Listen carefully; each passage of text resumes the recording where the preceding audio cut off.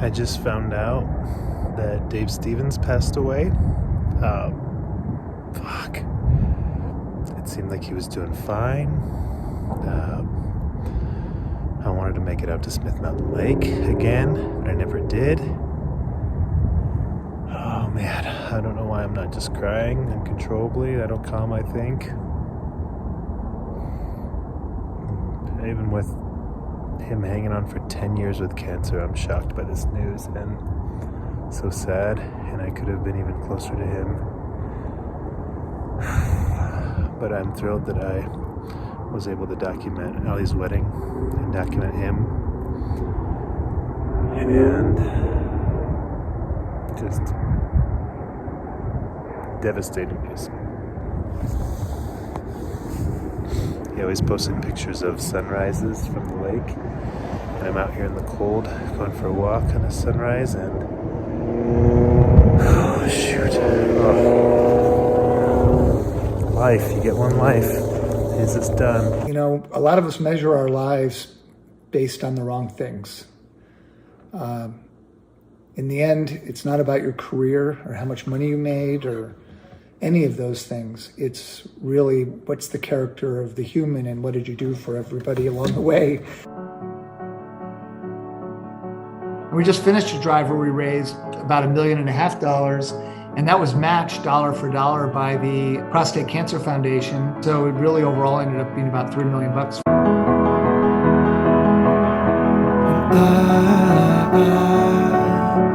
Built a home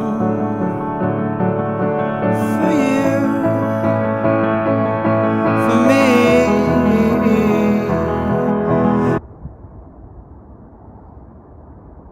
Okay, it's the day I fly back to the East Coast for Dave Stevens' celebration of life.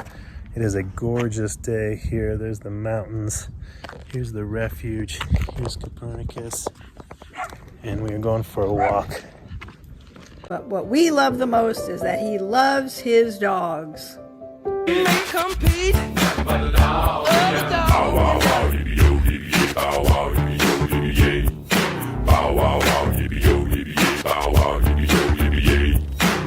Unbad dog in a telematic society. Ain't your average. Why must I feel like that? Okay, packed up at lunch, ready to go. I'm back at school for one period, and then I'm off to the airport. Bye-bye, kids. Bye-bye, wife. Love you.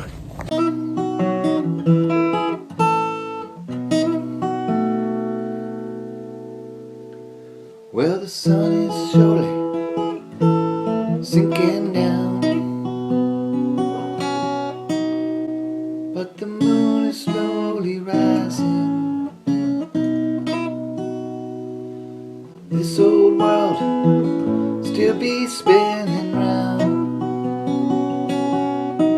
All right, I'm leaving from Northfield High School to go directly to the airport so I can go visit my family for my Uncle Dave's celebration of life. And I'm excited to see family and give some big hugs out. And I still love you.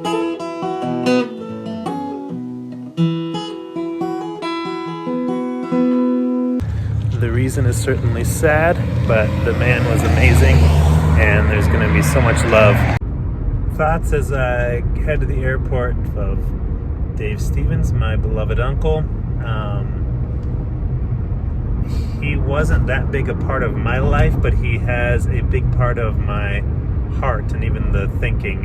He loomed large in my life because I really respected how successful he was with his work and also how he shared about his cancer journey. And I think his cancer journey also helped him really reflect on how valuable life is, how important each moment is, how family is first and everything else comes later. I love sitting here with that picture behind me of Sarah's wedding because you were so beautiful that day. And that was 1 year before everything changed in our lives. And I just wanted you to know how much I love you. You're the best thing that ever happened in my life. I know that our love is forever.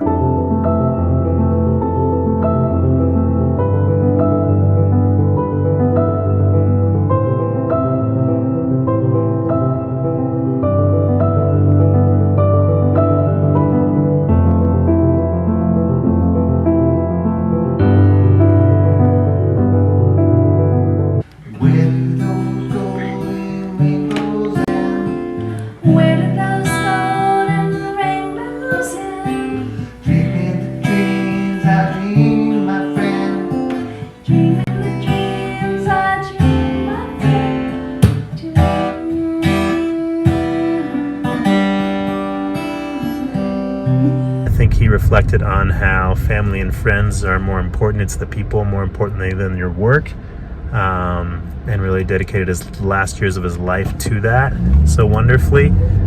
He was very generous with his time, and he supported me personally very well. I remember he bought furniture from me when I was selling custom furniture many years ago, many moons ago, careers ago.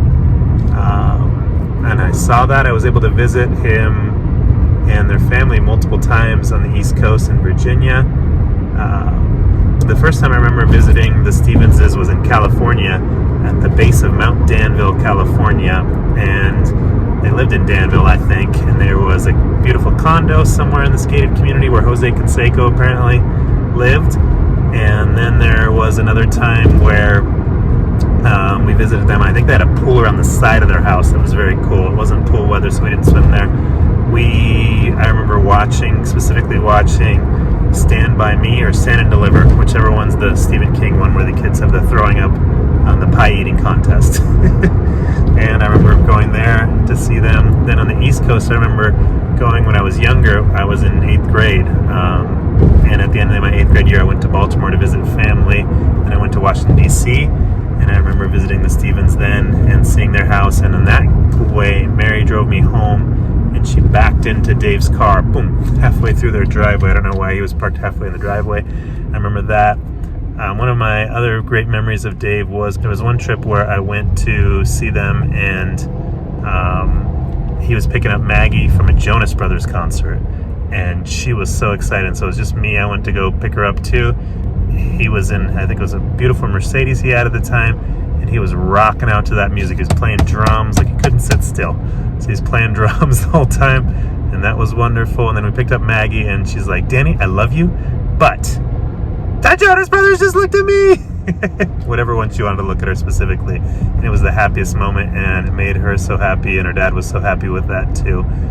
So that was a wonderful memory. And then I went to visit them at Thanksgiving one time when I was a young professional. I was probably 24, 25, and I decided I had some money, so I flew out the East Coast, kind of invited myself to their Thanksgiving. It was wonderful. They had family and friends there, and it was just a really nice time. We went out to a club all collectively. One of the best meals I've ever had, I think, was that night with Dave Stevens. We went to some restaurant, and he always generously paid for my dinner, and it was some kind of white pasta, and it was so good. I still remember it. It was so good. I haven't been able to recreate that. Somewhere in DC. Then we went out later with me, Libby, and Katie Clark was there too, and that was so much fun. And then when I was an adult, going back to Smith Mountain Lake was absolutely the best experience I've had with him, and we really bonded. I'd reached out to him career-wise multiple times, different things. I remember doing an interview with him when I was in college or grad school about business, and he was always very generous with his time and connections, and that was wonderful. But just being there at Smith Mountain Lake with him, where he was really relaxed, and it was a relaxed state for him, seeing him drive his boat, and we went to his favorite place, the Landing, for dinner, and they were great with our children. I really appreciated our children. It was just wonderful. So many wonderful memories of that weekend, and that looms large. I always wanted to get back to Smith Mountain Lake to spend more time with him there, and I just never did. I never made it happen, and I was worried about my kids and my wife or whatever, being able to go or join me or whatever, and I should have just went. So that's a regret I have, and I don't have many regrets. And Other things again about Dave supporting me. He supported me and saw the talent I had with making videos, and so it was so nice when he reached out to me, or when Mary reached out to me to make a video for his 65th birthday. He just loved it, and I remember the call that he had after he watched it, and he said it was great. And he said, well, then now I don't need one for my funeral, which I still made a new one for his funeral, for his celebration of life. But he was supportive that way. They bought furniture from me when I was in the furniture business, and their kids have been supportive as well. Their kids bought a Mama Bird interview. So close your eyes. You can close your eyes. It's alright. No love song. Can't sing the blues anymore. It has been a very interesting flight. The guy next to me had too much to drink, and it hasn't gone well. He's going to get arrested when we get off. But I made a friend in the flight attendant, Teresa, who's awesome, from Las Vegas.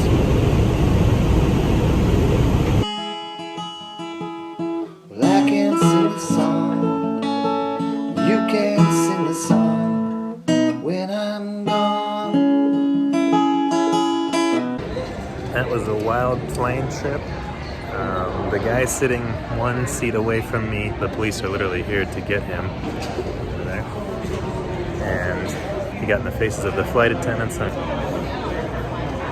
he is. So he was trying to order 2 wines at a time, and just making some bad decisions. So that wasn't fun, but it was sure an adventure. So I got up out of my seat and then had a nice conversation with one of the flight attendants, Teresa. Hi, Teresa. She's going to be a follower of my vlog. I hope our paths cross again. It was awesome talking to you.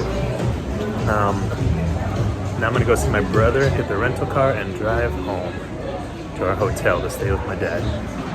Well, it won't be long for another day. You're gonna have a good time. Yeah, no one's gonna take that time away. You can stay as long as you like.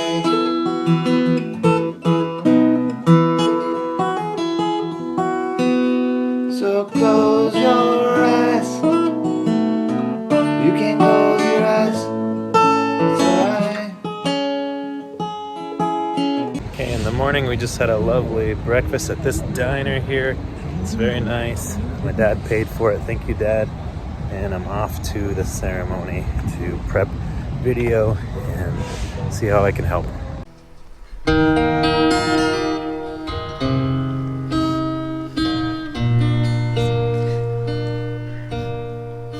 Well, the sun is surely sinking down,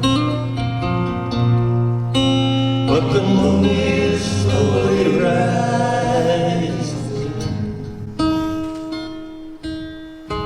So this old world must still be spinning round. I still love you. Our sister Leslie reminded me that our mother used to say Dave was like a pea on a hot griddle. And she also dubbed him the great communicator, recognizing the latent ambition embedded in his personality along with his desire to be in touch with and on stage in front of everybody. So long, bro.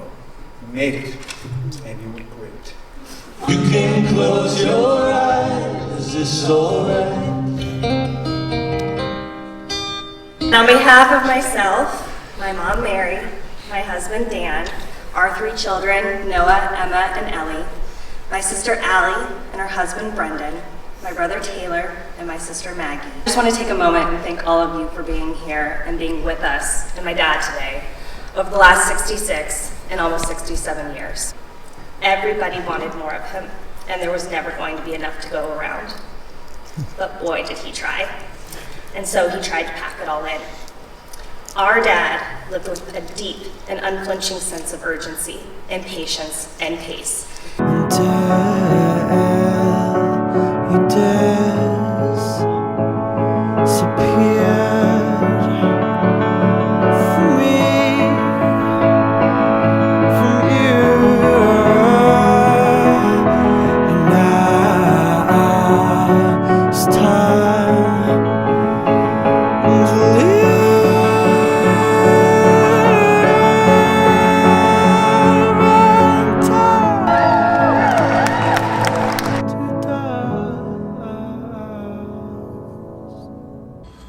The ceremony was absolutely beautiful. The speeches blew my mind, how heartfelt they were and wonderful.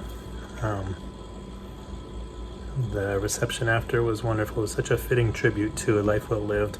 Secret life is enjoying the passage of time. Any fool can do it. There ain't nothing to it. Nobody knows how we got to top of the hill. Since we're only on our way down, might as well enjoy the ride. Secret love is an opening up heart. It's okay to feel afraid. Don't let it stand in your way. Oh, everyone knows that love is the only road. Since we're only here for a while, might as well show some style. That's all.